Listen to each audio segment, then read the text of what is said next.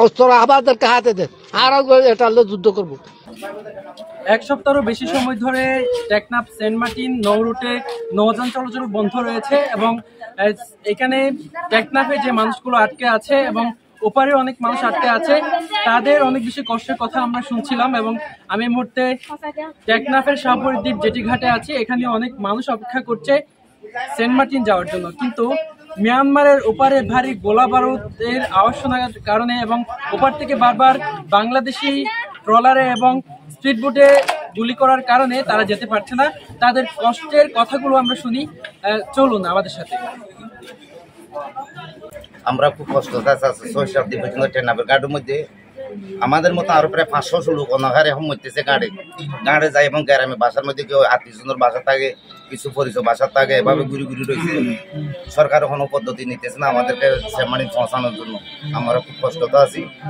এখন আমাদের মতন আরো প্রায় 500 লোক কষ্টতে আছে এবং আমাদের সেন্ট মার্টিনে খাবার কোনো জিনিসের যাওয়ার কোনো রাস্তায়ও নাই। আমরা কিভাবে যাইতে পারি না, এটার জন্য আমরা খুব চিন্তা করতেছি। ওনারা অলরেডি চাউল তুলে দিছে, মরিচ মানে কুরবানের ঈদে তো আসলে করে দিছে। আমরা যাইতে পারতেছি না, ওখানে অনেক খুব কষ্টে আছে। আমরা চাই শীঘ্র একটা পদক্ষেপ নেওয়া। আমরা এখানে আটকে আছি প্রায় 9 দিন 10 দিন 8 দিন হয়েছে আছি এখানে আটকে আছি। এখানেও সেন্ট মার্টিন যাইতে পারি নাই, কোনো সরকারি উদ্যোগ নল। আমাদের এখানে সেন্ট মার্টিনের ব্যাপারে সেন্ট মার্টিনের বাজারে কোনো চাউল ডাইল আর আলু মালু এটা কিছু নাই বলতে চলে। আর পরীক্ষা মৌসুম আর কুরবানের সামনে আমরা এখানে গুরু নিয়ে যেতে পারি নাই। আমাদের ফুড দিয়ে আমি আল্লাহ জানি বনামাই খেয়ে খাই। 8 দিন হয়েছে, 7 দিন 8 দিন হয়েছে, এখন যাইতে পারি নাই। এখন কোরবানটা বাজার সাজার করছি, এখন টিয়া পয়সা সব পুড়ে গেছে। তো আমরা এখন খানা অনেক কষ্ট আছে, বডিম ভাড়া নাই, ভাড়া দিবার লাই। তার পাশে এখন খাজা করে আর এখন যেটি মাঝে আয় অনাহারে রাস্তা বাইরে এখন আর মা বোন বেশি দুঃখ পায়। বই পাইতেছে ওকে বর্মার ওদিকে মারতেছে, আজ 500 মাস পর্যন্ত চলতেছে।